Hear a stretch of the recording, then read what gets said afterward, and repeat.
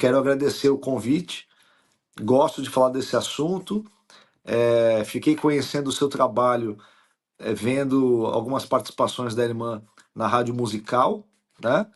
E fiquei muito feliz com o convite para participar da live. Amém. Então, o segundo debate que eu participei na musical foi justamente falando sobre esse assunto, né? Sobre os Aham, principais erros do pentecostalismo. E eu fiquei, assim, chocada com a quantidade de pessoas que começaram a me atacar a partir dali. Porque são sim, pessoas que estão no movimento, né? Que fazem parte daquela bolha e elas não aceitam que seja falado nada contra esse movimento. Eu lembro que depois eu é, cheguei a estar presente num compromisso, né? Eu fui convidada para estar num determinado lugar e ali tinha uma produtora e aquela pessoa me tratou com muita rispidez e isso também foi já fruto desse meu debate ali, desse meu posicionamento.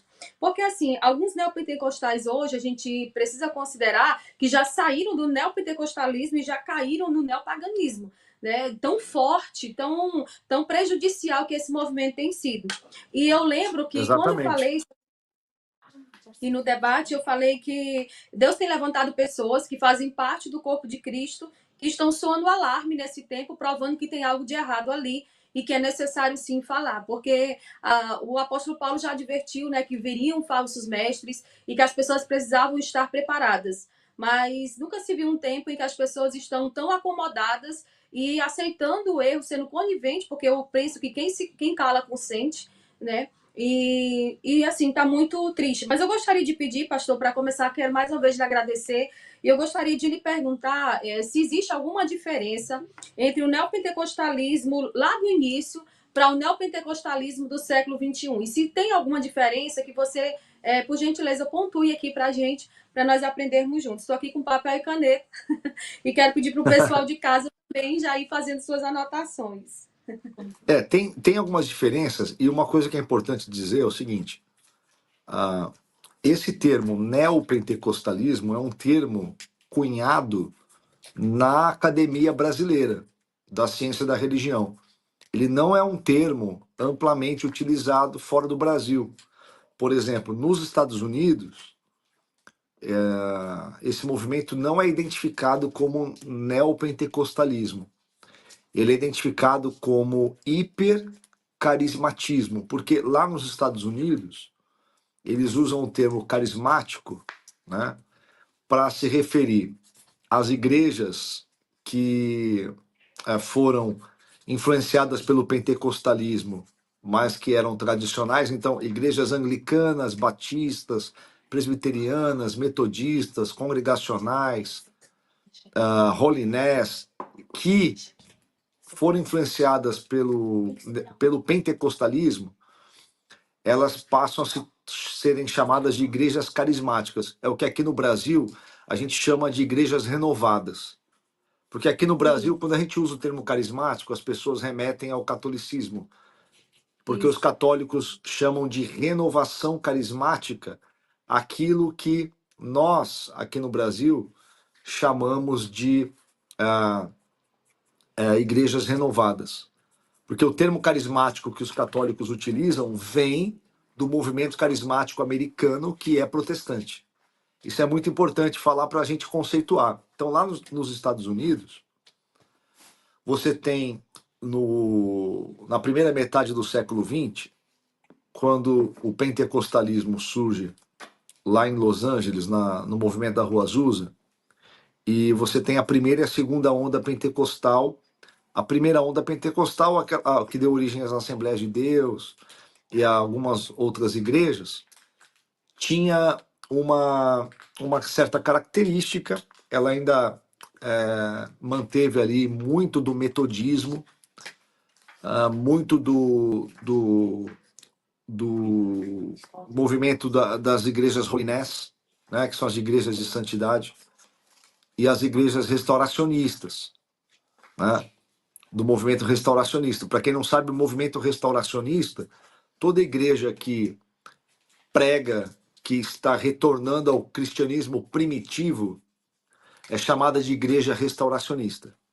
Aqui no Sim. Brasil, talvez a mais conhecida seja a Igreja de Deus, né? Então, no final do século XIX, o que antes de surgir o pentecostalismo, você tinha as igrejas de tradição holiness, as igrejas de santidade, né? Aqui no Brasil a mais conhecida é a Igreja do Nazareno, e as igrejas restauracionistas, junto com o metodismo, deu origem ao pentecostalismo, né? Rua Azusa.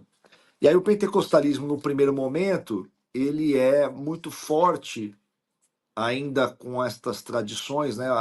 O compromisso com essas tradições, mas com o acréscimo da doutrina do batismo do Espírito Santo como sinal distintivo. Desculpa, falar em línguas como sinal distintivo do batismo do Espírito Santo, né? Aí vem a segunda onda pentecostal, que são as igrejas que eram mais focadas na cura divina, na libertação de demônios. Tá? Isso não era tão presente no início do pentecostalismo. O início do pentecostalismo é mais focado no batismo do Espírito Santo, identificado por meio do falar em línguas. Na segunda onda pentecostal, há essa ênfase nas curas e libertações, que são aquelas igrejas de campanha, né? Lá nos Estados Unidos, isso foi muito forte com as igrejas em tendas, né? Com campanhas pelo interior e tudo mais. Isso veio para o Brasil. Desse movimento, uma igreja muito conhecida nossa aqui no Brasil, que tem origem americana, é a Igreja do Evangelho Quadrangular. A Igreja do Evangelho Quadrangular, a Igreja do Brasil para Cristo, a Igreja Casa da Bênção, são todas igrejas pentecostais de segunda onda. Só que lá nos Estados Unidos, nessa época, estava começando a comunicação de massa, primeiro através do rádio e depois através da televisão. E aí surgem os televangelistas, e os evangelistas de rádio, primeiramente, e os televangelistas. E eles surgem no meio de um caldo cultural. Para a gente entender o que é neopentecostalismo, a gente tem que entender que o caldo cultural é muito importante. Em que sentido? Vou explicar. Primeiro, lá nos Estados Unidos, pós Primeira Guerra e pré-Segunda Guerra Mundial, houve a grande crise de 29, mas depois há um milagre econômico. E há uma expansão da economia americana muito grande por meio da industrialização e por meio do acesso da classe média aos bens de consumo. E é aí que surge aquela ideia do American Way of Life, né? O sonho americano, o estilo de vida americano. E aí começa a proliferar, a classe média americana começa a crescer e ela começa a ter acesso a bens de consumo que lhe favorecem o conforto, eletrodomésticos, automóveis, a possibilidade de viajar e fazer turismo, coisas que até a década de 30 não existiam, até mesmo para a sociedade americana. E aí os televangelistas e os evangelistas de rádio, eles começam a adaptar o pentecostalismo para aquela audiência, começa a deixar o pentecostalismo mais palatável para aquela audiência, e aí vai surgir o que a gente vai depois conhecer como teologia da prosperidade. Por quê? Porque a teologia da prosperidade, ela foi o canto da sereia para o espírito da época, o espírito do tempo, né?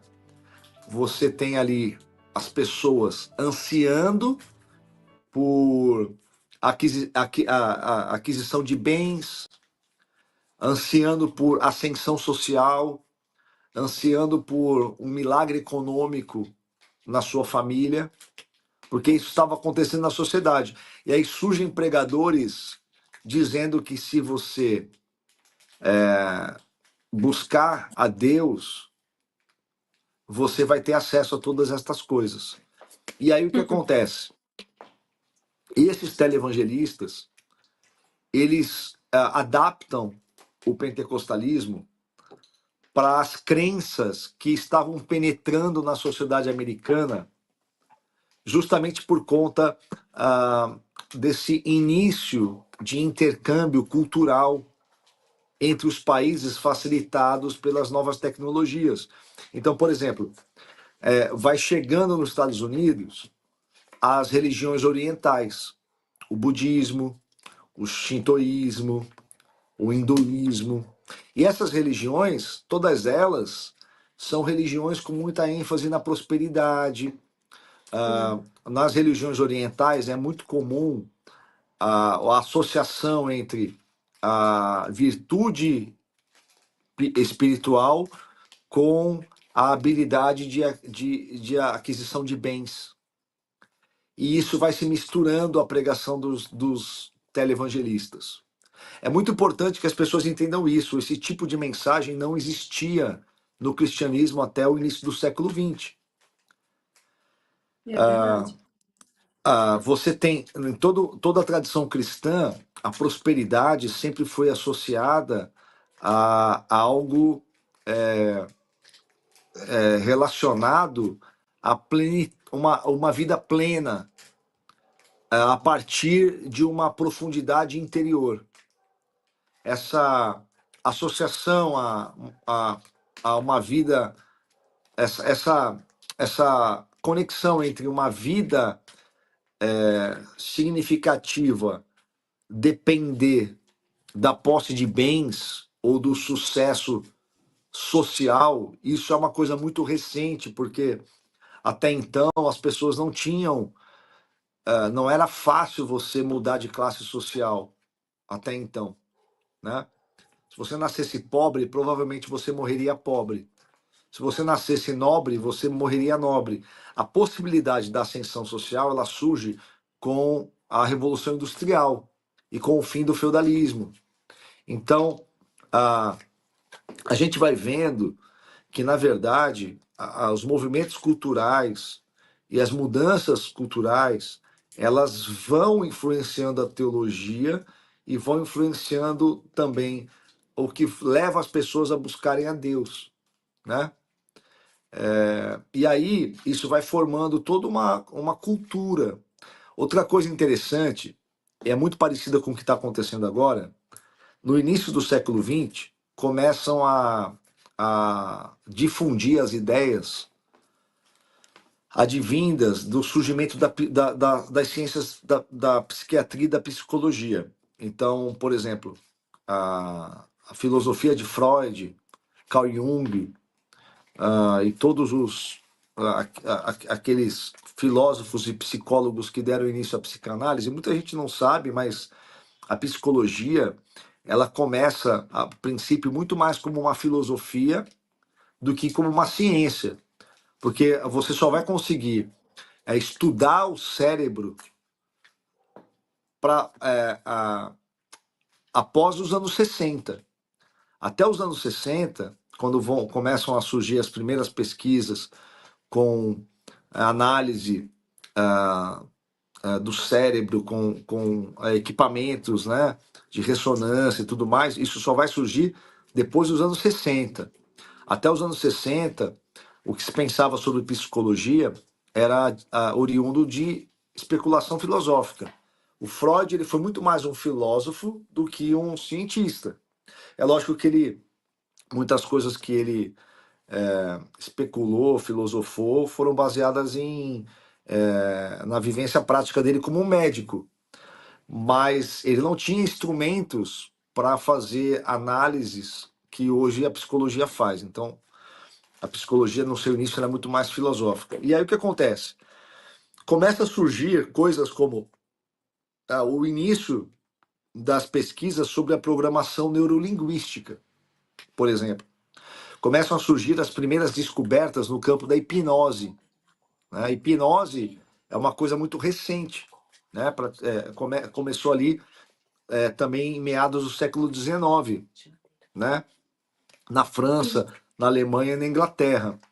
Então, você tem esses televangelistas, eles começam a fazer uma mistura de todas estas coisas que estavam nesse campo, das especulações filosóficas sobre a mente e sobre principalmente sobre a questão da influência da mente sobre a realidade, né? E nos Estados Unidos houve um movimento chamado Movimento Novo Pensamento, que era mais ou menos que nem hoje esse pessoal que mistura é, espiritualidade com física quântica, sabe? A pessoa pega um Sim. conceito vago da ciência. Eu lembro, eu trabalhava numa empresa e eu tinha um colega de trabalho que ele pagou R$ 6.000 para passar 3 dias num curso de um coach, se eu não me engano, do Nossa. Paulo Vieira, né? Isso, eu Pagou tenho 6 mil um reais. pastor eu tive um pastor no Maranhão que ele também pagou esse valor para participar É, é. desse evento. Quando ele voltou, ele disse assim: agora eu vou fazer tudo o que eu quero porque eu mereço.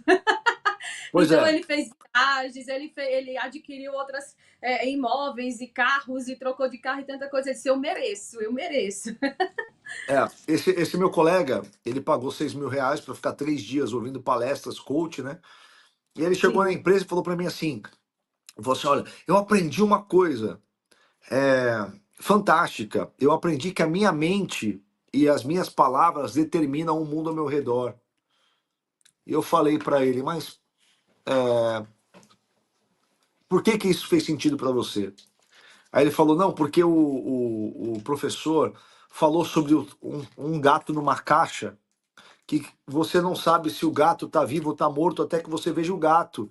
E isso significa que a nossa mente. Então, eles pegaram aquela experiência, né, conceitual do gato de Schrödinger, né, que é o início ali da discussão sobre a física quântica, transformam numa palestra motivacional e fazem ali uma falácia que faz a e pessoa ganha muito. acreditar que aquilo.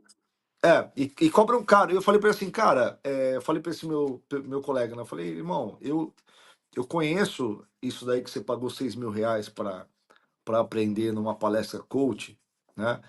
Eu conheci isso daí quando eu tinha 12, 13 anos, lendo gibi de super-herói, revista em quadrinhos, né? Depois lendo Super Interessante, Galileu, ficção científica, né? Isaac Asimov e tal. Só que a pessoa vai para uma palestra dessa, se a pessoa é uma pessoa que não tem cultura geral, né? É uma pessoa assim que não está habituada com literatura, com entender assim os movimentos no campo da filosofia, da teologia, da, da, das discussões em torno da ciência e tudo mais, a pessoa ela é uma página em branco, né?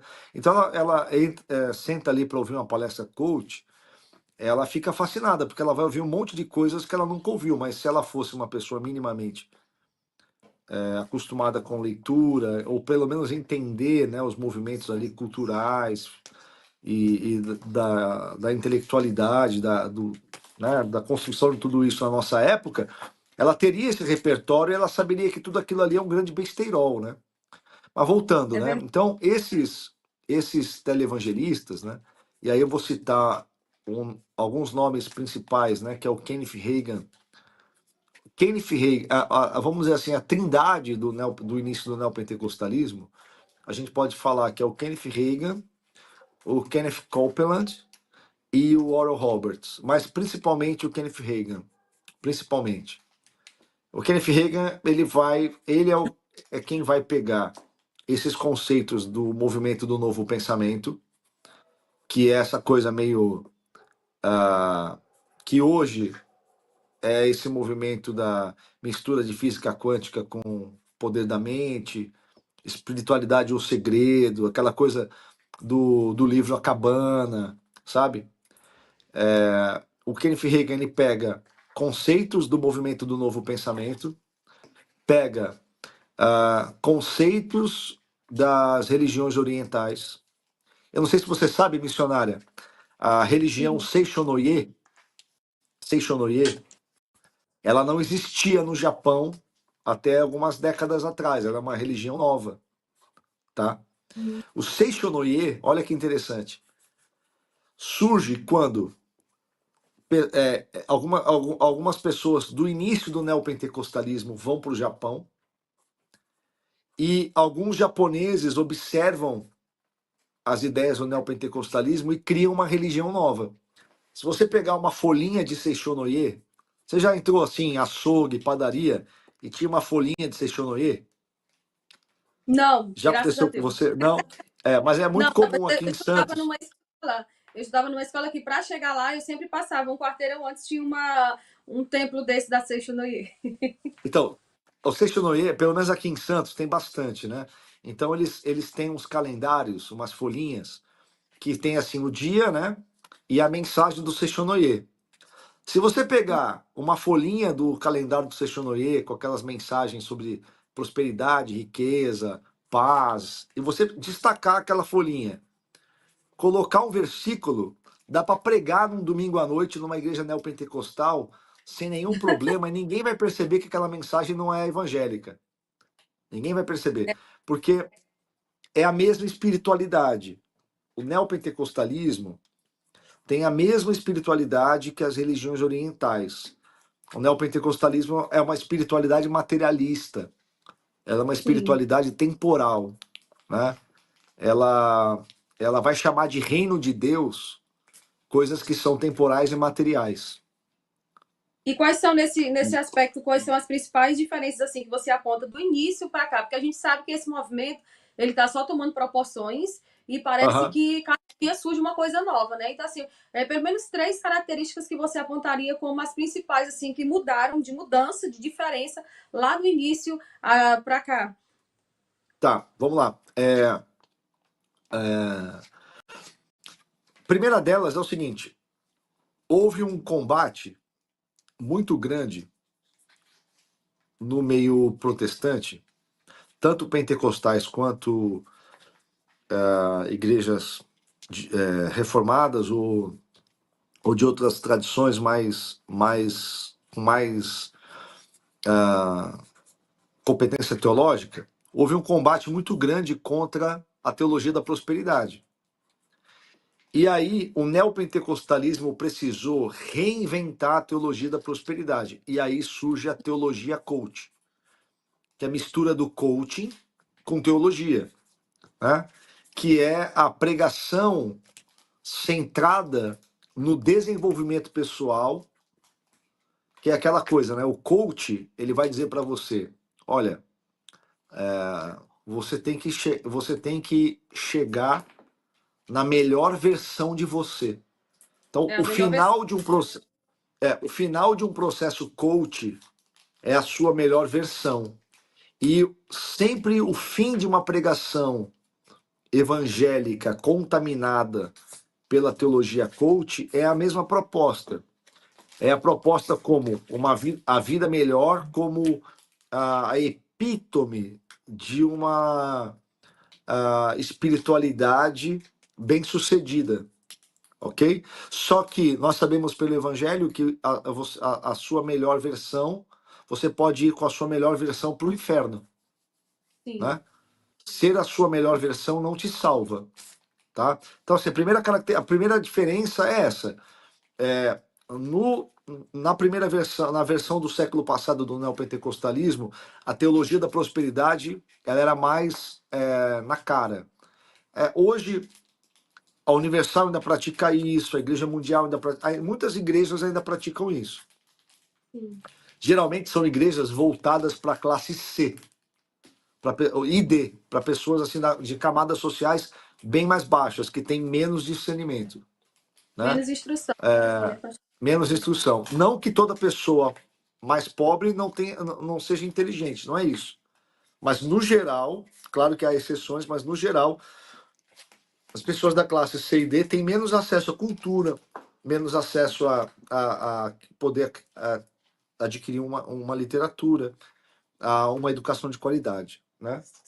E aí Tem muito você tem interesse. Oi? Alguns têm menos interesse. Sim, sim. É que infelizmente muitos têm interesse e não têm acesso. Mas sim, também.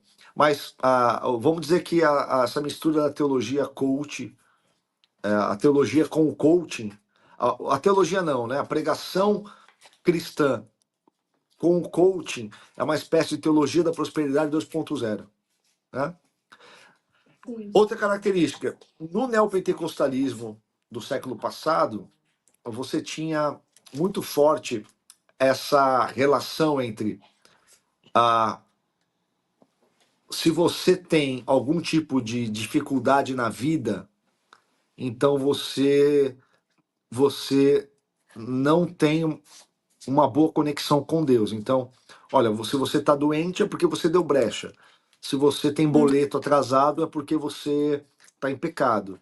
Se você usa óculos, você tem alguma brecha. Se você é calvo, você tem alguma brecha. Porque se você realmente é de Deus e está em obediência a Deus, você não pode ter nenhum problema.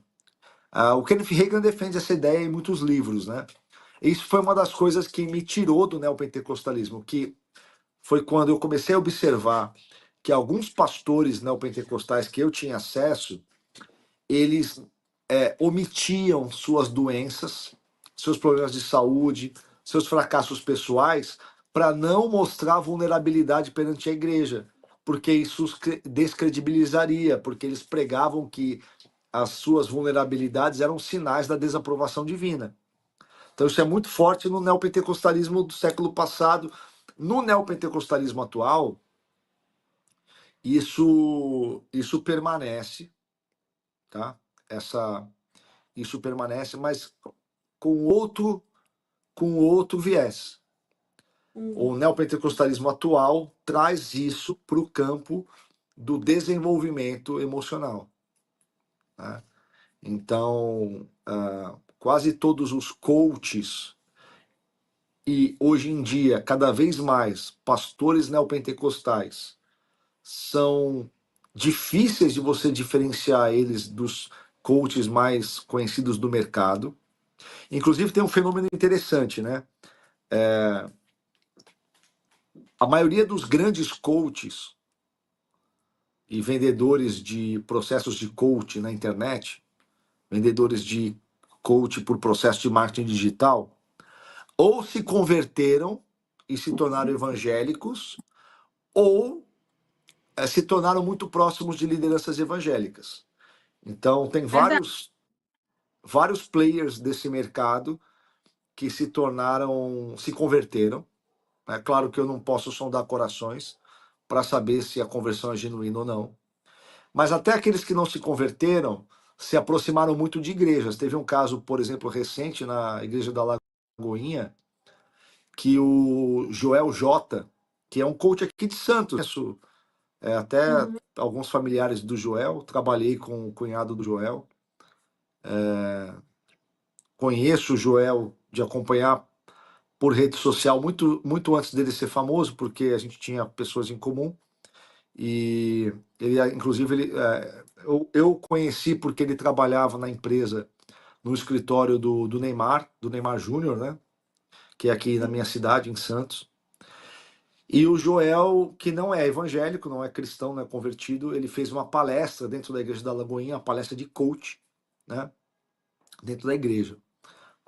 Parece que a igreja cedeu o espaço para um evento do Joel, alguma coisa do tipo. A grande questão é, os coaches da internet perceberam que o público evangélico ele é mais suscetível a comprar esse tipo de produto.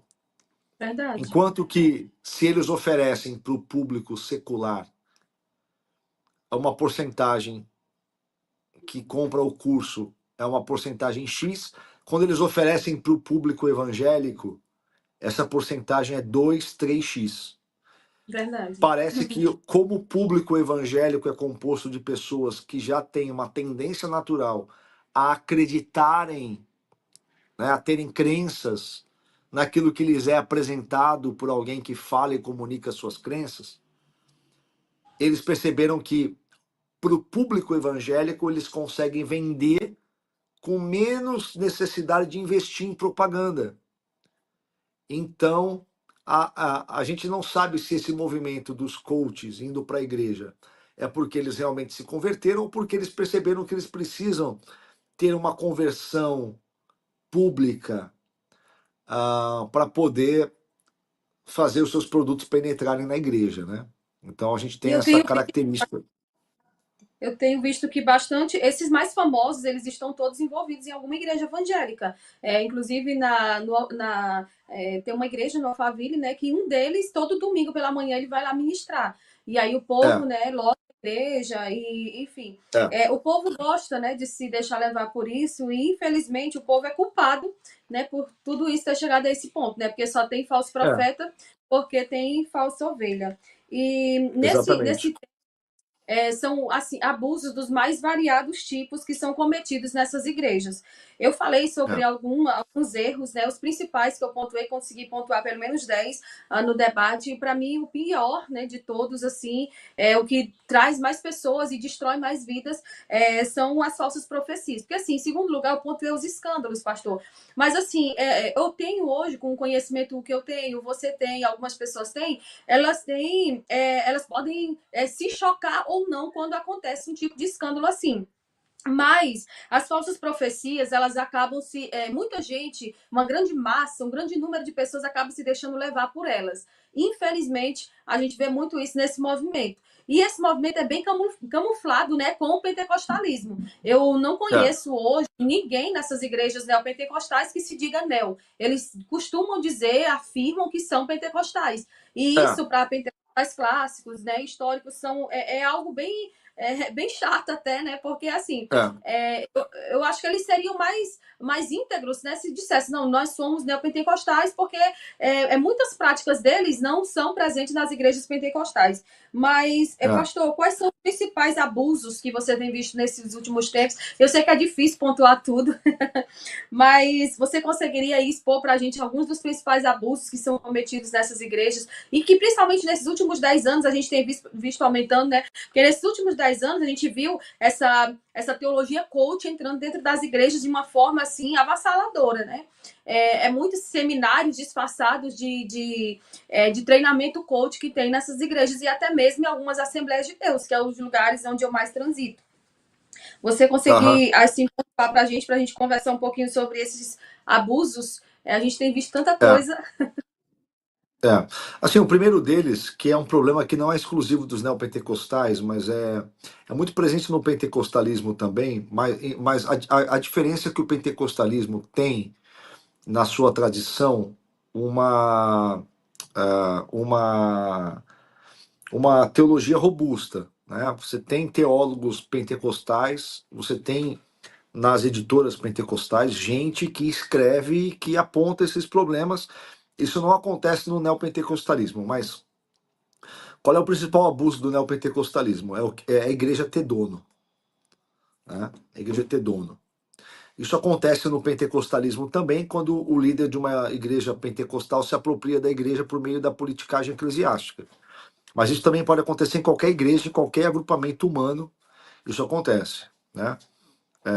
No pentecostalismo é muito forte isso, tem o coronelismo, né, de algumas denominações pentecostais. Mas no neopentecostalismo, isso tem características piores, porque cada igreja neopentecostal, ela é resultado da cabeça do seu dono. Então, Verdade.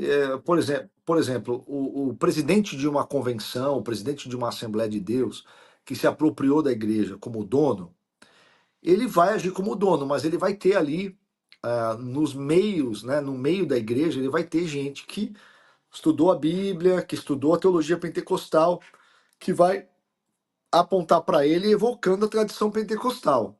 No neopentecostalismo, não existe esse tipo de vacina interna, porque o neopentecostalismo sempre é uma igreja fundada por alguém que tem a sua história pessoal, sua experiência pessoal, geralmente alguma experiência mística, ou alguma experiência de. Sempre eles têm alguma narrativa de legitimação, né? Sempre contam uma história, uma jornada pessoal de legitimação, mas o líder de uma igreja neopentecostal, ele é o autor das doutrinas daquela igreja. Então, e eles chamam isso de visão ministerial. Então, para mim, esse é o principal abuso, porque você tem nessas denominações uma espécie de análogo à figura do Papa do catolicismo. Sendo que o Papa no catolicismo, ele ainda se submete à cúria, né? Ele tem ali, ele vai ter que prestar conta para os cardeais, para os bispos de Roma e tudo mais. O líder neopentecostal, não. O líder neopentecostal, ele é uma liderança absoluta. Então, assim, por exemplo, se ele trai a esposa, se divorcia e casa de novo, automaticamente a doutrina que ele ensinava até então sobre casamento e divórcio é alterada. A vida dele é o paradigma teológico da igreja, entende? Então, a igreja é uma propriedade privada dele. Esse é o grande abuso, porque isso não é claro para o povo. As pessoas trabalham, gastam a vida, gastam anos dentro de uma organização e elas não estão percebendo que elas estão construindo a empresa familiar de alguém, né? Elas estão trabalhando para uma empresa de religião disfarçada de igreja. É lógico, existem igrejas presbiterianas, batistas, metodistas, Assembleias de Deus que foram apropriadas, existem. Mas dentro da Sim. tradição, da denominação, todos sabem que aquilo está errado. É que às vezes o povo se submete por conveniência, né? No neopentecostalismo, não. Isso é ensinado como algo advindo de Deus. Então, o líder neopentecostal ele vai dizer: olha, Deus me falou, Deus me mandou, eu abri essa igreja, eu tenho essa visão, Deus que me deu essa visão vai explicar a Bíblia para vocês. Então, a pessoa vai ter, ela vai ler a Escritura pela lente denominacional, que geralmente é resultado das ideias e das conveniências do dono da igreja. E Mas assim, pastor, esse abuso. desculpe. Pode falar. Então, eu tenho visto assim que nesse meio acaba se tornando difícil você criar liderados, né, como é o desejo deles, né? Pessoas que são consolidadas. Eu vejo assim, os pastores eles nunca estão satisfeitos com as suas lideranças. Na maioria dos casos, os pastores colocam as pessoas da própria família para trabalharem ou na questão da secretaria, tesouraria. É o que a gente vê, né? É uma prática que a gente vê aqui na região onde nós moramos. E assim, eu e meu esposo somos professores de teologia, a gente abriu um curso rápido teológico para essas igrejas que não têm curso teológico. Então, assim, na maioria dos casos, pastor Tiago, o que a gente vê, começam 40 pessoas, termina 15, termina 10. São pessoas que durante 3 meses de curso, elas faltam por motivos, assim, não justificáveis para elas faltar. Ah, eu já estou cansado. Eles não prezam o ensino, não prezam o aprendizado. São pessoas que são difíceis até de você ter uma constância nos pagamentos, por exemplo, das mensalidades, porque são pessoas que eu penso assim, se eu sou ensinada nisso, se a minha igreja tem uma doutrina sólida sobre esse assunto, não tem como as pessoas como um todo, principalmente os líderes que são quem realmente, geralmente buscam fazer o curso teológico, não tem como essas pessoas não serem ensinadas a serem fiéis e leais nos seus negócios. É claro que todo mundo É. tem algum problema em determinado momento, mas assim, é muito difícil hoje, a gente já tem 3 anos que estamos aqui aqui em Santa Catarina e buscando já assim caminhar com essas igrejas, ajudando essas igrejas, né? Um curso rápido, pastor, que tem um valor assim simbólico só para auxiliar mesmo as pessoas a terem uma base introdutória e o povo não consegue chegar até o fim, porque eles dizem que a teologia esfria, eles dizem que o negócio deles eles não precisam disso, que Deus revela a palavra. Ainda existe muito disso, e principalmente das igrejas É. pequenas, né? Que são fruto são igrejas novas, fruto na maioria de dissidência, né, de divisão, e a gente vê que o próprio pastor, ele não tem uma estrutura, uma solidez. Hoje mesmo eu falei ao pastor que eu espero que a igreja dele cresça em graça e conhecimento da mesma forma que está crescendo em números. Por quê? A igreja tem crescido em números porque tem muitas pessoas que vão lá para ouvir profecia, para receber uma palavra, mas esse povo não é sólido. Então, assim, é uma liderança que não tem raiz, é um povo que não tem estrutura e conhecimento bíblico, que se o pastor disser para eles que está certo, eles tomam por certo e ali eles É. caminham com base naquela palavra, porque são É. preguiçosos para Isso, escutar. isso entra no segundo ponto que eu ia comentar, que eu ia citar, que é a questão do sincretismo religioso. O Isso. neopentecostalismo brasileiro é muito sincrético, né?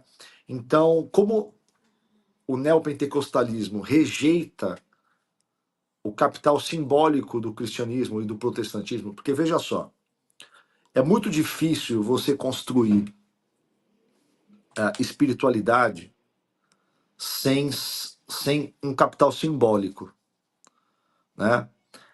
Quando você olha o cristianismo primitivo, você tem ali a rejeição a aos templos, a toda essa questão do simbolismo judaico, e aí surge um simbolismo cristão, né?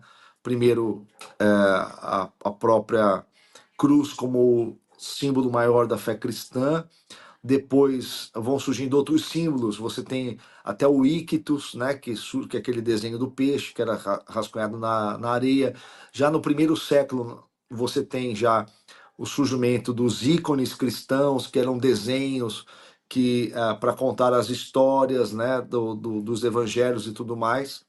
O neopentecostalismo ele rejeita o capital simbólico protestante. Por exemplo, eu aprendi na igreja neopentecostal que carregar uma cruz trazia maldição. Então, na igreja neopentecostal não podia ter uma cruz, por exemplo.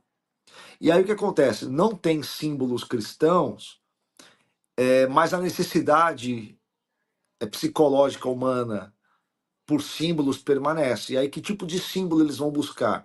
Símbolos do judaísmo, logomarca da igreja, e simbologias modernas, né? Iluminação, painel de LED, coisas que são mais têm mais a ver com marketing do que com espiritualidade.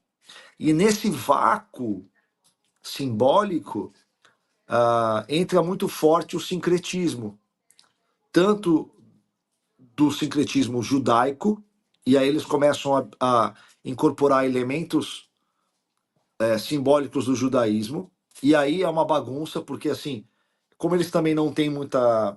Como eles têm uma certa rejeição à intelectualidade, e eles não conhecem história, não conhecem direito o Antigo Testamento, eles misturam, porque muita gente não sabe, o judaísmo do Antigo Testamento, ele não é monolítico. Você tem vários judaísmos no Antigo Testamento, porque é, houveram muitas mudanças culturais, né? As 10 tribos do norte foram extintas, foram misturadas, né? Então você tem a cada 100, 200 anos o judaísmo completamente alterado simbolicamente. E aí quando eles vão utilizar geralmente os símbolos judaicos, eles vão utilizar símbolos judaicos modernos. A própria bandeira de Israel é um símbolo moderno, né? Não é um símbolo que não tem alguns séculos apenas, né? Ele não é um símbolo bíblico, né? E aí mistura isso com uma série de coisas que são das religiões afro-ameríndias brasileiras, né? Então você tem, por exemplo, a figura do profeta. Quando você olha o profeta do Antigo Testamento, os profetas eram muito mais parecidos com o que eu e você estamos fazendo do que com adivinhadores do futuro, né? Então, os profetas do Antigo Testamento eram pessoas sensíveis a Deus e que, ao custo da própria segurança, da própria vida, denunciavam os pecados da elite religiosa, da corte da monarquia judaica e tudo mais. E aí, quando eles profetizavam sobre o futuro, era justamente apontando caminhos, né? Apontando final de processos envolvendo todas estas coisas. E hoje, no Brasil, o profeta ele é uma versão evangélica do adivinho da religião afro, do terreiro, da mãe de santo, do pai de santo, né? Então, você Verdade. vê muito essa coisa da relação do profeta com a mata, né? Olha, eu tô aqui no monte, eu tô aqui no mato, eu tô aqui há 3 dias em jejum na beira do rio. Todos são coisas das religiões afro, né? Verdade. Essa mistura, eu chamo brincando, né? Eu chamo de candombleias, né? Porque é uma E as mistura de roupas, né? candomblé com assembleia. Tem Oi? vários perfis no Instagram, tem vários perfis no Instagram que denunciam esse É, movimento, e ali a gente vê que as pessoas estão usando aquelas roupas, né? Que é uma cópia que eles estão fazendo mesmo dessas é, religiões afro. Aquelas roupas é. brancas, roupas muito largas, Mas, a mas ali, forma. missionária, ali não é neopentecostalismo, aquilo. Aquilo é um pentecostalismo misturado. Aquilo é outro fenômeno, não é neopentecostalismo. Aquilo é outra coisa. Aquilo é, alguns chamam de pentecostalismo do reteté, né? Que foi Sim. misturando e foi ficando pior. Mas aquilo não é ele não, aquilo não tem características neopentecostais. Aquilo já é outra coisa. Já é uma outra coisa diferente, bem brasileira, bem sincrética, mas não é neopentecostalismo. Aquilo é outra coisa, Aquele né? movimento ali mas só que assim, o nosso pentecostalismo, por exemplo, eu sou pentecostal, me considero pentecostal clássica, né? Eu sou da Assembleia de Aham, Deus e assim, nas igrejas que eu já congreguei, né? Porque eu sempre congreguei na mesma igreja quando eu morava no Maranhão e fui para o Goiás e agora eu estou em Santa Catarina. As nossas igrejas aham. não fazem a adaptação para aquele tipo de. Não tem nenhum tipo de aceitação e nem pessoas mesmo fazendo aquele tipo de movimentação. Então, assim, sempre que eu vejo o pessoal Aham. denunciando, o pessoal sempre falam que aquele movimento ali é mais, para mim, né, já também já é algo além do neopentecostalismo, que a gente vê que muitas igrejas É, neopentecostais não são adeptas dessas práticas, mas aquilo ali envergonha, é uma vergonha, né, que traz para o evangelho é. de Cristo, e eu Para fico mim, assim, bem... para mim Pode aquilo falar. é mais uma corrupção do pentecostalismo, Sim, mas nesse sentido do sincretismo, tá? Do sincretismo.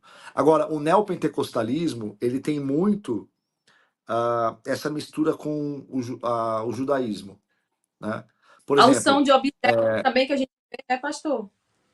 é, por exemplo, citar um exemplo, né? Nos estados do Centro-Oeste, é muito comum, quando as pessoas se convertem nas igrejas neopentecostais, eles terem que fazer ofertas no valor de gado, no valor de boi, de ovelha. Eles chamam isso de oferta do primogênito, oferta de remissão. Outra coisa que é muito também neopentecostal, tem a ver com esse sincretismo, é a ênfase em quebras de maldições de uma Sim. forma extremamente esotérica, né? Então, você tem pessoas especializadas em ensinar para a gente sobre maldições que a gente nem imagina que a gente tem, né? Você tem que investigar a vida do avô, do bisavô, do tataravô, e aí quem é órfão tá lascado, nunca vai ser E liberto, isso nunca é de graça né? também, que Não, a gente não. sempre precisa deixar claro, né? Sempre, Isso é pago. sempre é caro. Sempre é caro. E caro, né? Tem uma É. pastora muito famosa atual, né? Que ela Uhum. cobra uma oferta de remissão. Você passa por todo o processo, pagando para ela, para cada estágio do curso de De quebra de libertação. maldição, que é basicamente um curso para você descobrir pecados que você nunca imaginou que fez, que praticou, né? E aí, no final, você ainda precisa dar uma oferta de remissão para essa pessoa. Então, imagina a quantidade de dinheiro que essa pessoa ganha, porque ela vai cobrar de milhares de pessoas o pagamento ali para aprender sobre as maldições. E depois, cada uma dessas pessoas que já pagou para aprender sobre as maldições vai ter que pagar um grande valor, né? Como uma oferta de remissão, ou seja, o sangue de Cristo na cruz Não é não suficiente. redimiu, não é suficiente. Tem que Mas a pagar aquela querida, oferta para quebrar a maldição. eu fico triste porque eu Exatamente. conheço uma pessoa que foi, né? Aqui em Santa Catarina, ela foi para esse trabalho aí, porque isso aí eu chamo de trabalho, né? Isso aí não pode ser É, chamado apenas de um retiro, de um encontro, não. Geralmente são é, em hotéis, né? O valor o investimento é bem alto para a pessoa participar. E eu fico é, triste porque, assim, por que não faz numa igreja? Já que a pessoa tem essa unção que nem Jesus teve, né, para quebrar a maldição na vida do povo, é, por que não faz de uma é, forma acessível? Né? Faz ali cobrado, mas faz também. Porque, assim, se for para considerar isso, quem não tem condição de pagar por isso, né, pastor, vai continuar amaldiçoado. E o é. povo E vai. ninguém. Você pode ver que ninguém ensina sobre isso de graça. Justamente. Ninguém E o ensina povo sobre vai, isso de pastor, graça. e tem uma lista de espera, porque geralmente são vagas limitadas e encerra rápido. E assim, são inúmeros de relatos, e essa mulher tem vários vídeos ensinando, e assim, toca em tudo, menos nela, né? A gente não pode nem citar o nome dela, porque acaba que o povo chove em cima da gente criticando, Não, mas uma vez eu fiz um comentário rápido sobre essa pessoa. Em questão de uhum, 10 minutos, uma discípula me chamou dizendo assim: olha, se você não retirar, você vai ser processado e tal, porque essa pastora é muito influente no ramo do direito e tudo isso. mais. E assim, e eu banquei, eu não tirei. Eu deixei Uhum, lá. E não aconteceu nada. Mas assim, são pessoas assim, numa numa ministração dela, num curso desse aí, ela arrecada mais dinheiro do que eu já ganhei em toda a minha vida. Então, com certeza que se ela quiser me processar, ela tem recursos para atrapalhar a minha vida, isso com certeza.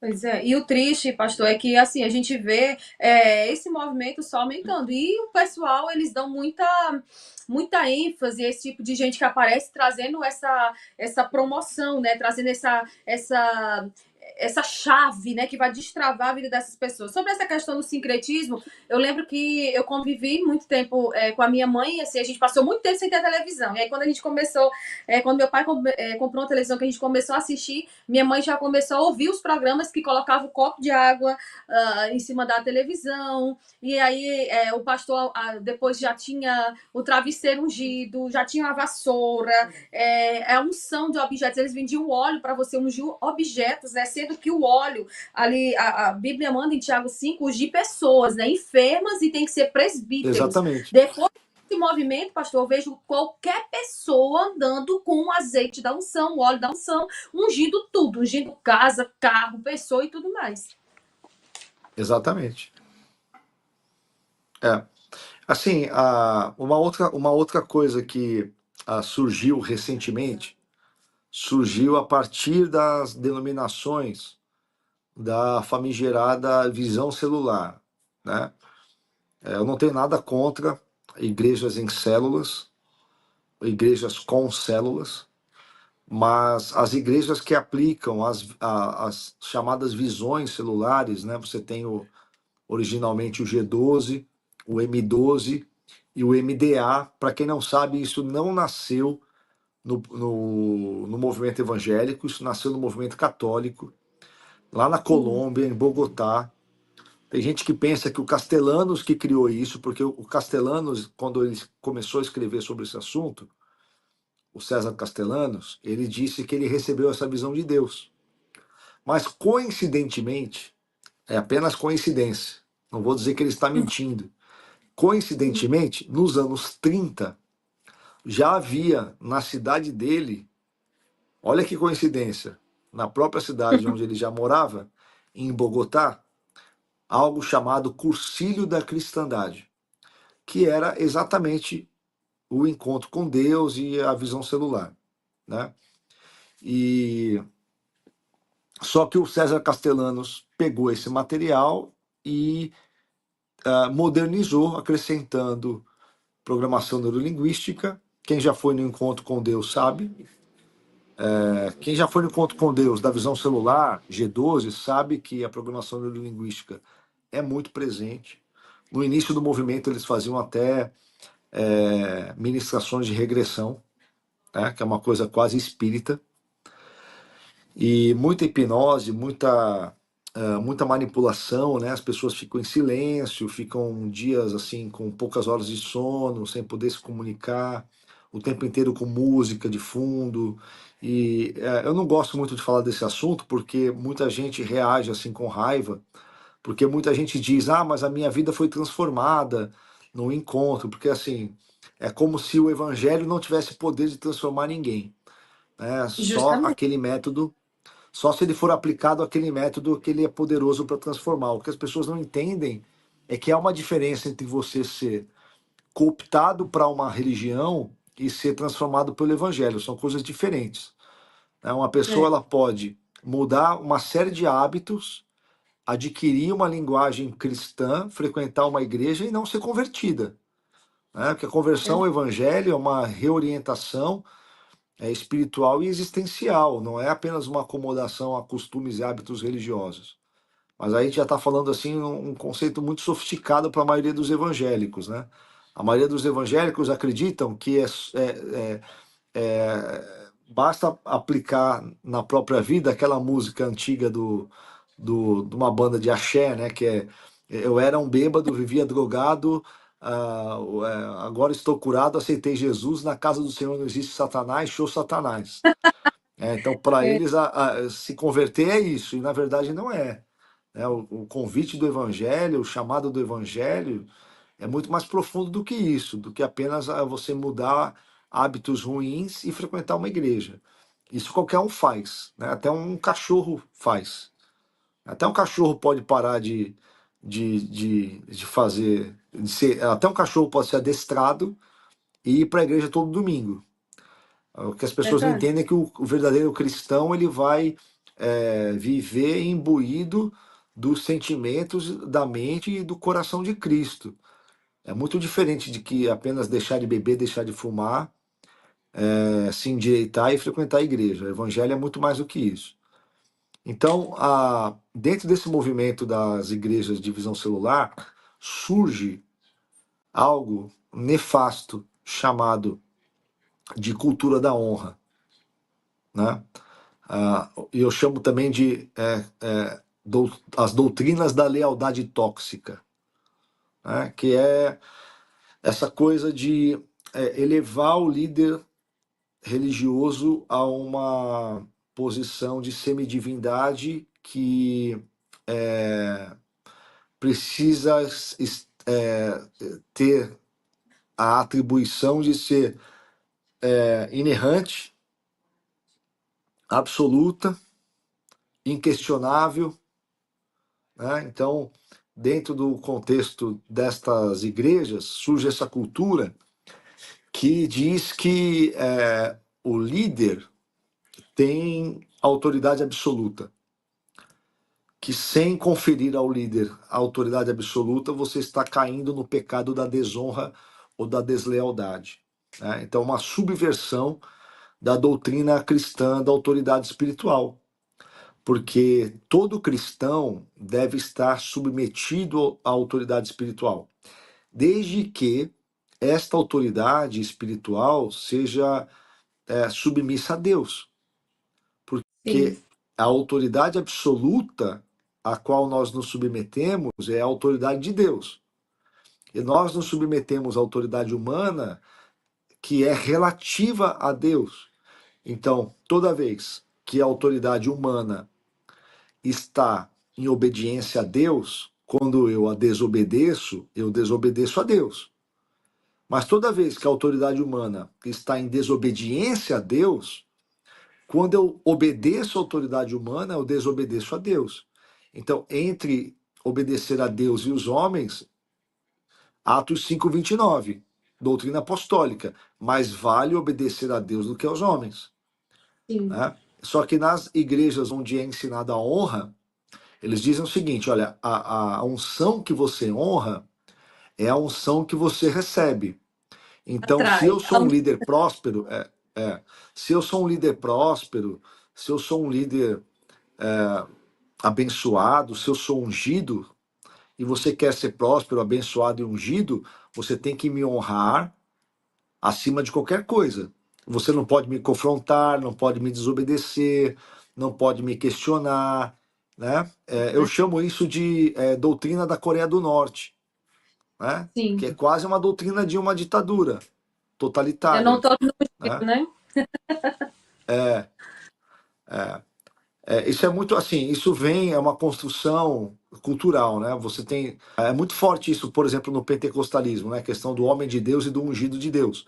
A gente ainda tem que, Sim, nós somos cristãos evangélicos, ainda temos que explicar para o povo que o homem de Deus e o ungido de Deus é Cristo, né? Todas as referências do Antigo Testamento a um ungido de Deus eram referências a Cristo, né? Eram sombras que apontavam para a pessoa de Cristo. No Novo Testamento, Cristo é o ungido de Deus que distribui o Espírito Santo para todos que creem nele, e a partir do momento que eu tenho o Espírito Santo, eu tenho a unção de Jesus. A unção de Jesus é o próprio Espírito Santo. 1 João 2,20, né? Vós tendes a unção que vem do Santo. Né? Então, a unção que eu tenho não é a unção do meu pastor, é a unção que eu recebo de Jesus. É o próprio Espírito Isso. Santo. Né? Então, E eu lembro algumas vezes eu sempre fui pentecostal, sempre fui da mesma igreja. E já cheguei assim a conversar com pastores meus e tirar dúvidas, né, com eles, e eles falarem sobre que eles não precisam ser ensinados a ser pastoreados, né? Olha, mas será que é ensinar pastoreados? Não, porque biblicamente, por exemplo, principalmente dessa resolução de conflitos, né? Nos ambientes pentecostais não são resolvidos da forma como a Bíblia diz que deve ser resolvido. E aí, assim, já cheguei assim a conversar com pastores e eles questionam automaticamente. Não, você quer tocar? Você quer me ensinar a pastorear? São pessoas que parece que estão acima de qualquer suspeita, acima de qualquer confronto. Quando, na verdade, esses pastores, eles precisariam, né, claro, ter um grupo de outras pessoas da igreja que fossem ali trabalhando essa questão para que pontuasse as falhas. Eu cheguei a pregar numa igreja recentemente, pentecostal, no Rio Grande do Sul, e lá tinha um pastor, quando ele chegou, ele mudou toda a diretoria da igreja para colocar o filho para ser assalariado com um salário muito bom, sendo que tinha um irmão na igreja que prestava esse serviço gratuitamente. Só que ninguém consegue chegar ao coração do pastor, chegar até o pastor e dizer você está errado e ele aceitar. Então, assim, já pensaram em levar o pastor presidente, já pensaram em várias coisas, mas o povo não faz, pastor, porque fica com medo. E isso é, também em ambientes pentecostais. Porque, assim, o neopentecostalismo tem erros, assim, chocantes, gravíssimos, mas o nosso meio pentecostal também tem muita coisa é, que precisa ser pontuada e melhorado. Por exemplo, é, pastores que estão ali sentados na cadeira convencional que não aceitam sair, que acabam pegando o filho e levando de elevador, e não só pela escada, só de elevador para a vice-presidência. Isso são absurdos que a gente vê acontecendo todos os dias, e infelizmente, pastor Tiago, a igreja brasileira, assim, eu vejo que eu não sei o que precisa acontecer, né? Geralmente a gente vê aí profetas dizendo que vai acontecer isso ou aquilo para que a igreja se posicione, mas eu não sei assim o que é preciso acontecer, porque tem tantos homens de Deus como você. Por exemplo, eu recebo ataques todos os dias, muitas pessoas até chegam a me ameaçar, inclusive no debate que eu participei. O pastor falou assim: João Batista perdeu a cabeça e tal, porque falou. E a gente não sabe mais o que falta acontecer, porque o povo não se convence, né? Eu não sei assim, o que que você pensa, pastor, sobre isso? O que deve, o que pode acontecer para que esse povo verdadeiramente acorde? Ou esse serviço é um trabalho mesmo de formiguinha que a gente tem que ir fazendo aos poucos, tentando alertar e conscientizar as pessoas desse erro. assim, o que eu vejo, eu tenho muita esperança na internet. Por quê? Porque a internet ela é uma ferramenta que ela populariza e democratiza a informação. Né? Então, quando você vê a quantidade de perfis e de pessoas que falando sobre esse assunto, isso dá uma esperança muito grande. Porque antigamente, missionária, pessoas como você, como eu, não teríamos acesso a púlpito de nenhuma igreja.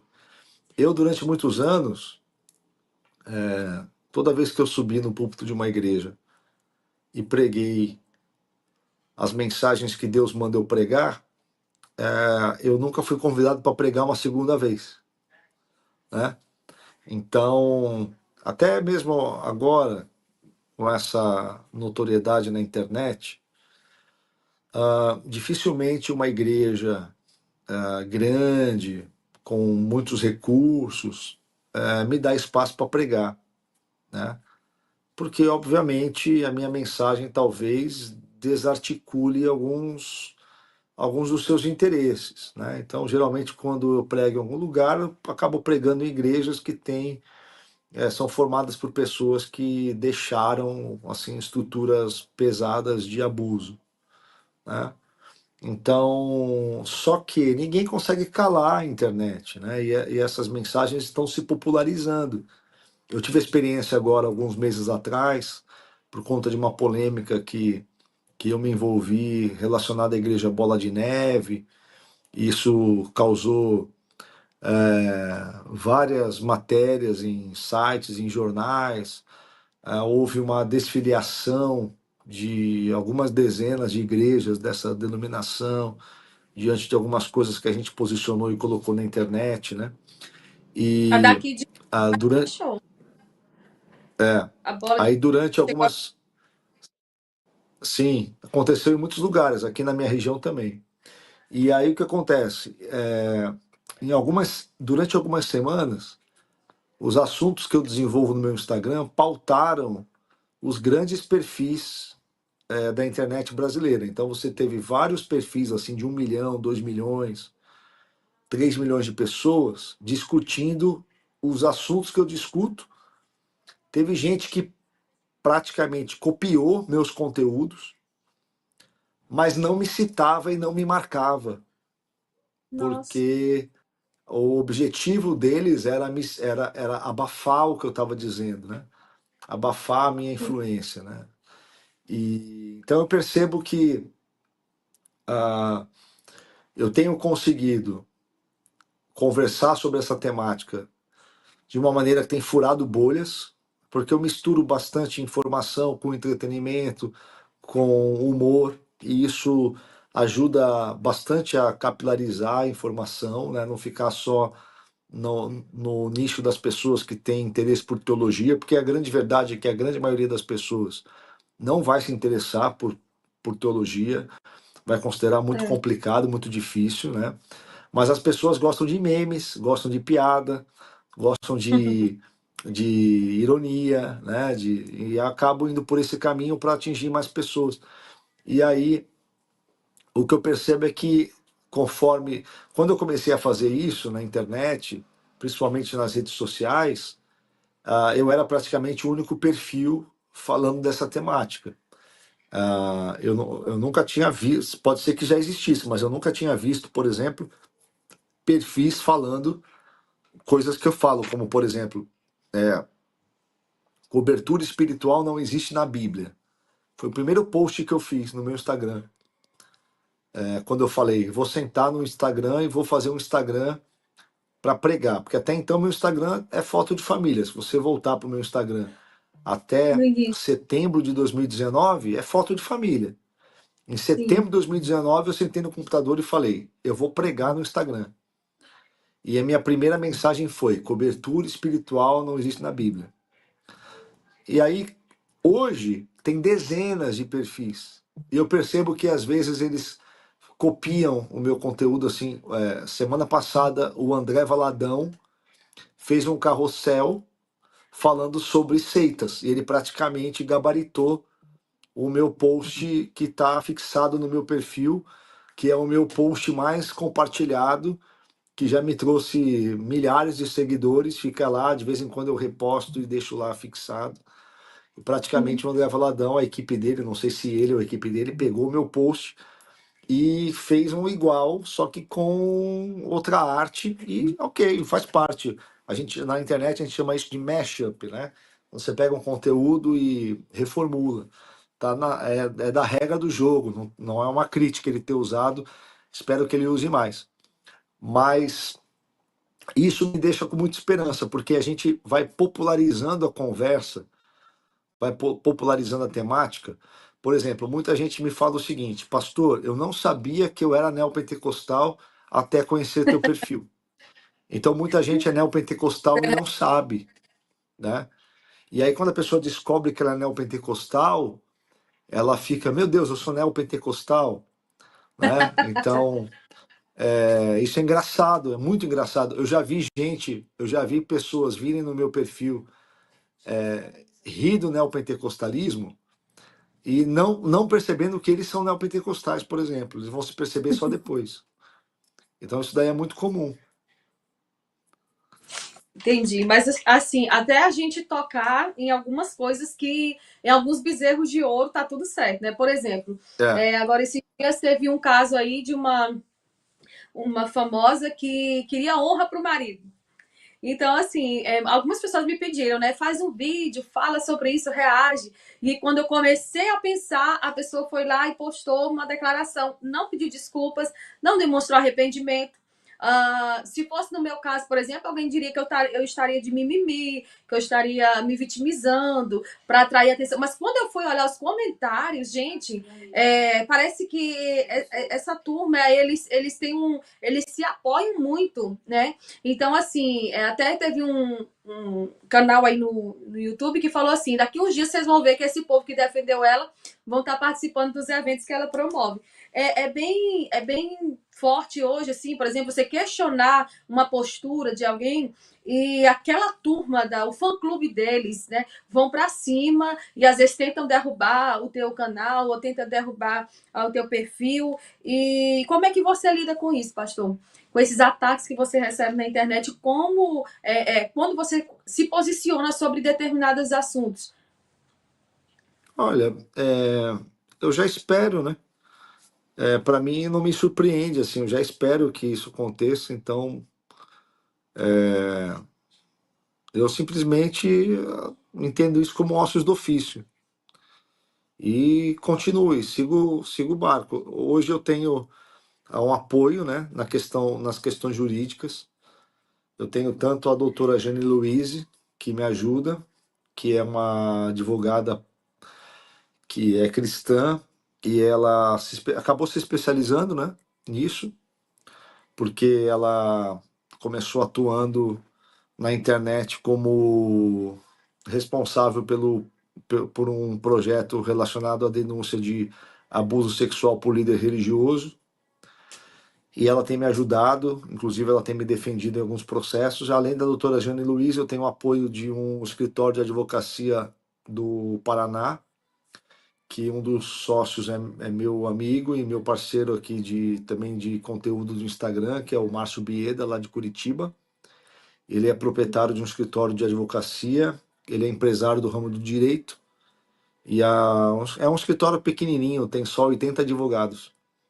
Então eles me dão um suporte. Por exemplo, eu estou sendo processado por, em algumas, algumas publicações, e, por exemplo, uma publicação é uma publicação sobre uma seita da Argentina que cooptava jovens brasileiros que iam para a Argentina estudar medicina, e a Nossa. pastora colocava alguns jovens assim mais carentes, isolava esses jovens da comunicação com as famílias no Brasil, e esses jovens acabavam largando a universidade para se tornar missionários na igreja, mas assim, um missionário que tem que lavar a louça da casa da pastora, varrer a casa da pastora e tudo mais, né? Com assim com um trabalho análogo ao trabalho escravo. Então fiz a denúncia, essa denúncia repercutiu a ponto dessa pastora ter que sair da Argentina, né? Mas a igreja continua lá funcionando, a igreja continua submetida à pastora, ou seja, a arrecadação da igreja ainda é destinada para essa pastora, mas a pastora mesmo não está mais na Argentina já faz algum tempo, por conta da exposição que nós fizemos. Fora isso, nós já desmantelamos algumas seitas. Uma seita em Londrina, que também tinha trabalho análogo à escravidão, pessoas que eram submetidas a ter que vender brigadeiro em semáforo, pão de mel em semáforo, por conta que o guru, o pai espiritual, a cobertura espiritual exigia, né, para o sustento da obra. Sustento da obra é pagar os luxos da família monárquica que, que comanda a igreja, né? E eventualmente dá uma cesta básica aqui e outra ali, né?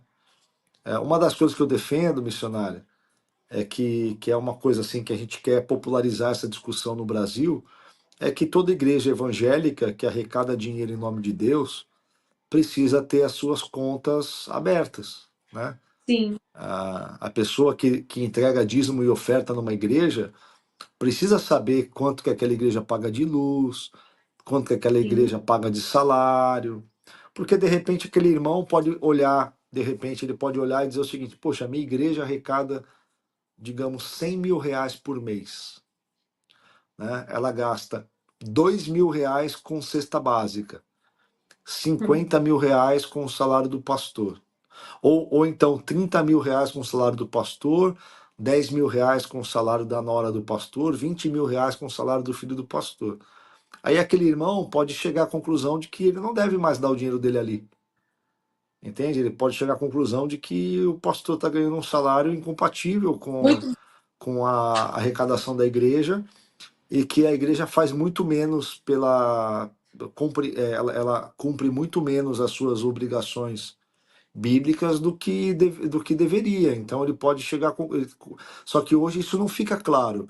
Muita igreja vai é, dizer: não, nós estamos aqui dando cesta básica e investindo no reino, e na verdade isso não é verdade. A igreja faz um mínimo social, usa isso como propaganda e destina o dinheiro para uma vida de luxo empresarial dos seus líderes ali, né? Então, eu penso assim, né? Eu penso assim, se as pessoas querem pagar para os líderes terem essa vida, ok, é direito delas. Agora, será que estas pessoas estariam contribuindo com dízimo, oferta, primícia, isso e aquilo, né?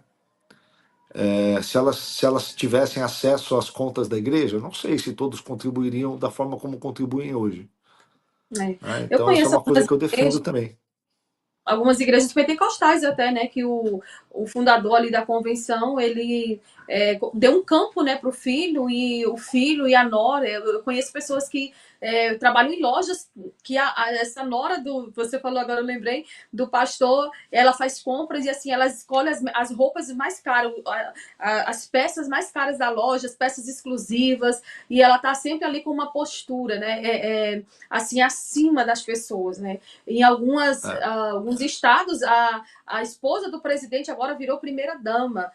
São umas coisas assim, pastor, que acabam ferindo muita gente, tirando muita gente até sincera do nosso meio, que não teve a oportunidade de conhecer a Cristo de verdade, porque conheceu, foi congregar numa igreja dessas, onde não é pregado um verdadeiro evangelho. A igreja a qual eu faço parte aqui, em Santa Catarina, presta contas de 3 em 3 meses. Sempre tem milhões, né, que foram arrecadados e foram investidos. Assim, eles passam, né, eles dão assim uma prestação de contas, não chega assim a esmiuçar, é algo assim mais como um todo, falam, olha, tanto foi para o salário dos pastores, tanto para aluguéis, tanto para isso, para aquilo, e sempre tem milhões na conta disponível, né? Mas assim, sempre que um irmão precisa de ajuda, sempre que há uma necessidade, eles vão lá e tiram mais uma oferta para cobrir aquela necessidade, para não mexer no caixa da igreja. E aí, assim, eu vejo muitas pessoas precisando de ajuda, muitas pessoas precisando de um suporte, em muitos lugares, e não acontece. Eu vejo que até essa situação, pastor, que aconteceu no Rio Grande do Sul, muitos pastores aproveitaram para ficar chamando atenção para o ministério. O nosso ministério fez isso, fez aquilo, fez mais aquilo. É bom como uma prestação de contas, mas não que isso constitua uma igreja de repente melhor do que a outra, porque uma tinha mais condições do que a outra de enviar recursos. Pastor, a gente já está com quase 1 hora e meia conversando, parece que o tempo nem passou. Eu anotei aqui várias coisas para falar com você sobre os abusos, sobre a questão da própria cobertura espiritual, onde você ali falou sobre a região centro-oeste, né? Eu acredito que ali é uma das maiores expressões, talvez, me corrija se eu estiver errada, do neopentecostalismo no Brasil, né? Que eu queria saber qual que é a região assim onde mais tem É, essa expressão aí do neopentecostalismo. é Queria porque falar com você assim. nos anos 80 surgiu ali em Goiânia a comunidade evangélica de Goiânia. Sim, Foi muito conhecida na época por conta do grupo musical chamado Koinonia. Essa comunidade, ela deu origem a duas denominações neopentecostais. Uma é a Sara Nossa Terra, do Robson Rodovalho, e a outra é a Fonte da Vida do César Augusto. Eles eram líderes de uma igreja chamada Comunidade Evangélica de Goiânia. Então, a gente, assim, o neopentecostalismo no Brasil, você tem as igrejas como, por exemplo, a Universal, a Igreja da Graça, a Igreja Mundial, que eu não gosto de classificar essas igrejas como neopentecostais. Para mim, elas são pós-pentecostais, né?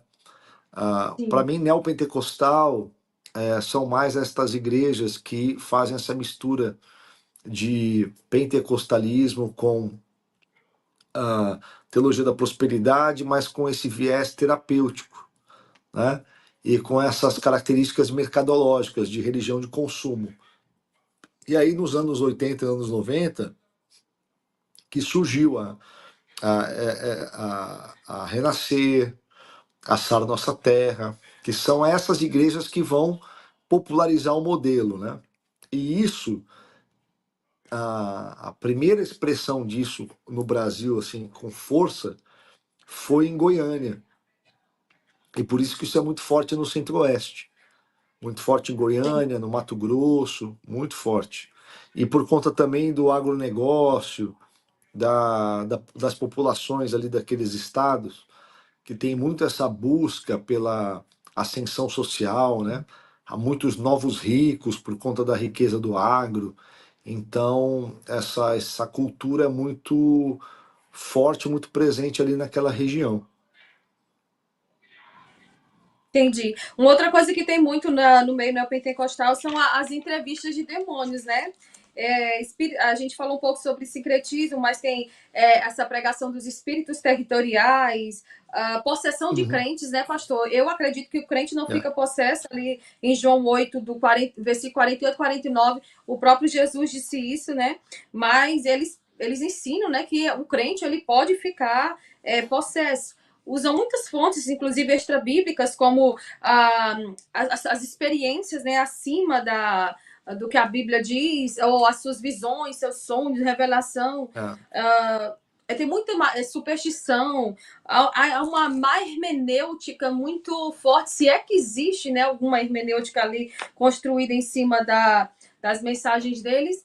Mas, enfim, eu queria que você falasse, então, para a gente finalizar, pastor, sobre as marcas de uma igreja saudável, para que os irmãos que nos acompanham, as pessoas que estão nos ouvindo, consigam identificar se a sua igreja ela é de fato uma igreja saudável ou não.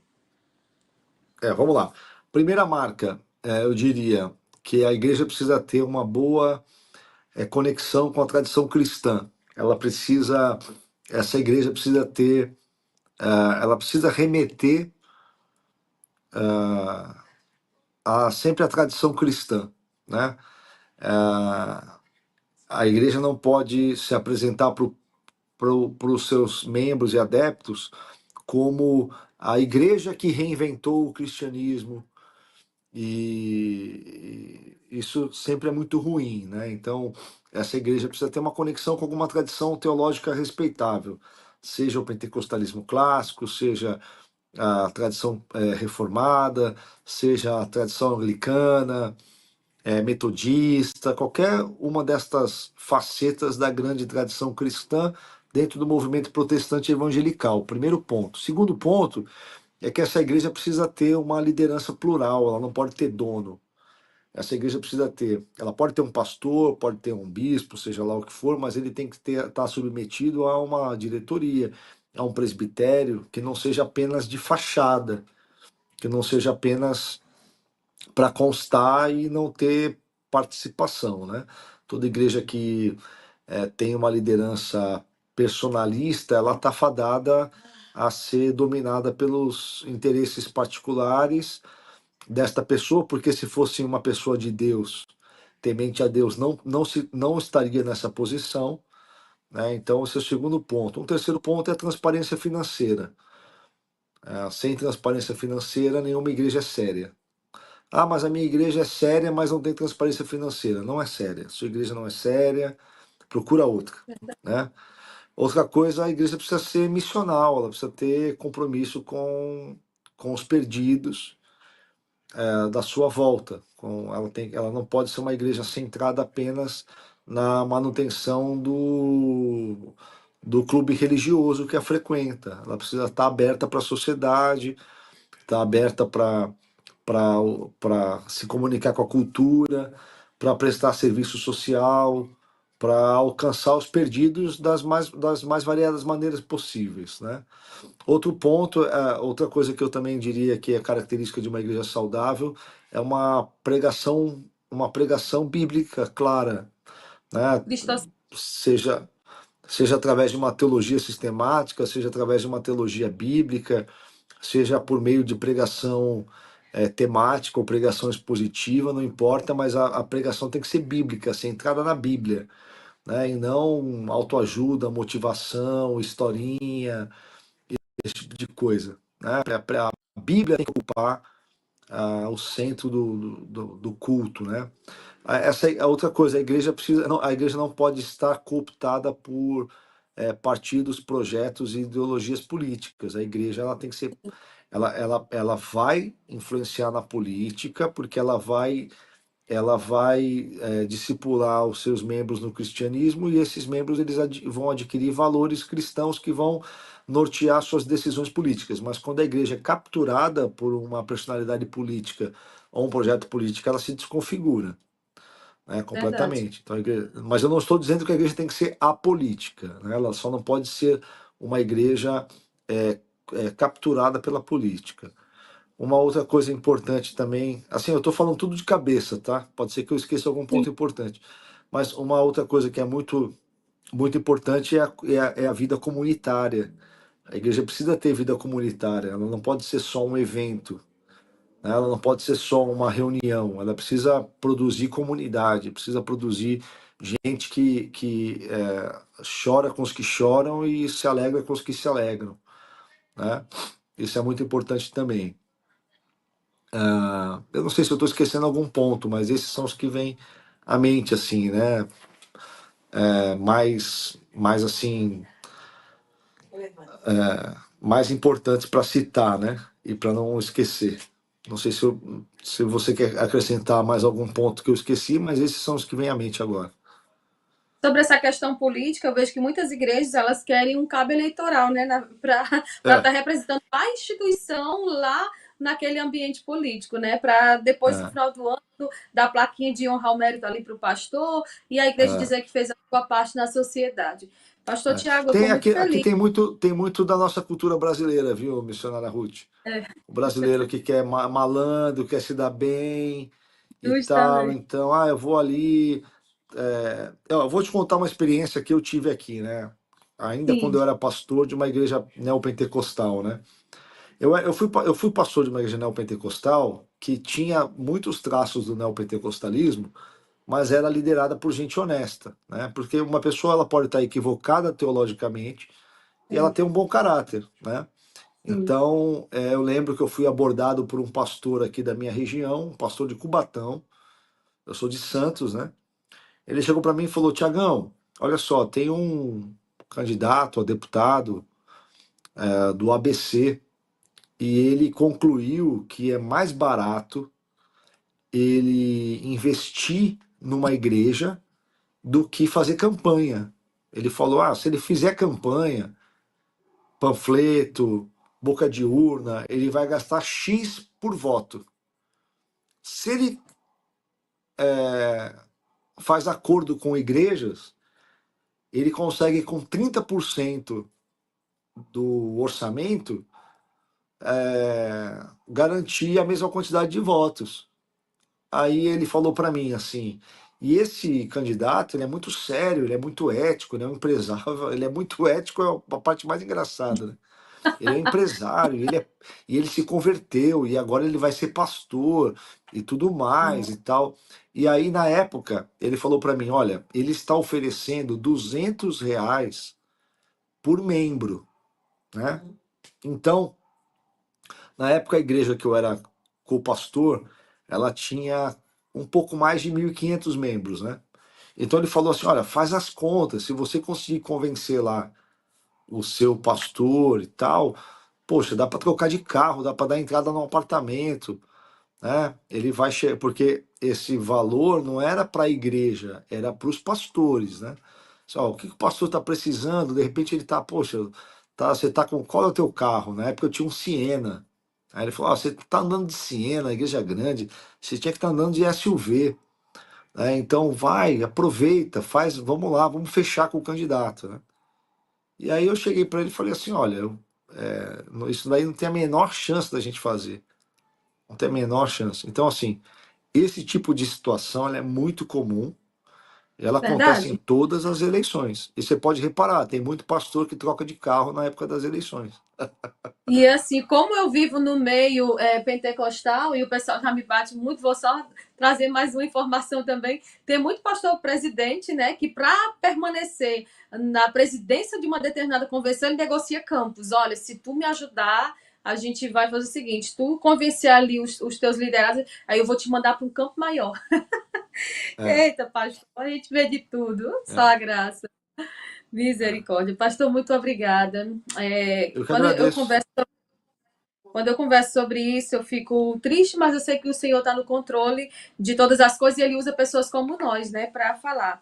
Eu sou assim, como eu sou mulher e eu falo mais para um público feminino, eu acabo não tendo, sendo assim, mais a minha forma mais simples de falar, né? Eu falo muito com donas de casa, mulheres do dia a dia, Aham, mas tem muito assim da sua forma de expor a sua defesa. Eu nunca tinha conversado com você, eu estou muito grata pela obrigado. oportunidade de lhe receber aqui. Meu canal ainda é pequeno, eu tenho poucos seguidores também no Instagram. Hoje eu bati 40 mil seguidores, quase que eu fiz uma festa aqui. Que legal, São poucos, parabéns. são poucos, mas eu Não, sei 40 mil que é bastante. Eu levei 3 anos para chegar em 40 mil. É bastante. eu tenho Instagram desde 2009. Mas assim, eu não posto com tanta frequência, né? Eu comecei Aham, agora, do ano passado para cá, a postar mais frequentemente e me posicionar acerca disso, porque não adianta nada. Eu vivia muito indignada, pastor, com algumas coisas que eu via, até mesmo no meio pentecostal, e assim, o Senhor sempre falando ao meu coração, não adianta nada essa indignação se tu não se posiciona, né? Então, assim, não importa sim. se o meu público hoje é pequeno ou está aumentando, ou você já tem um público maior, graças a Deus, você é homem também, acaba tendo uma maior assertividade na entrega da sua mensagem, porque muitas mulheres, até mesmo mulheres, não aceitam que a gente, que é mulher, se posicione em algumas áreas. Mas eu louvo a Deus, que eu sei que até que Jesus venha, ele vai limpar, ele vai trazer à tona muita coisa que está oculta. E eu vejo assim que do começo do neopentecostalismo para cá, nesses últimos 10 anos principalmente, a gente tem visto muito a exposição das obras desse povo, né? Das obras infrutíferas, das obras das trevas, das obras condenáveis, né? E Deus usando pessoas como você para trazer isso à tona. Então, assim, eu quero lhe agradecer mais uma vez e dizer: não pare, não desista, não fique desanimado se Obrigado.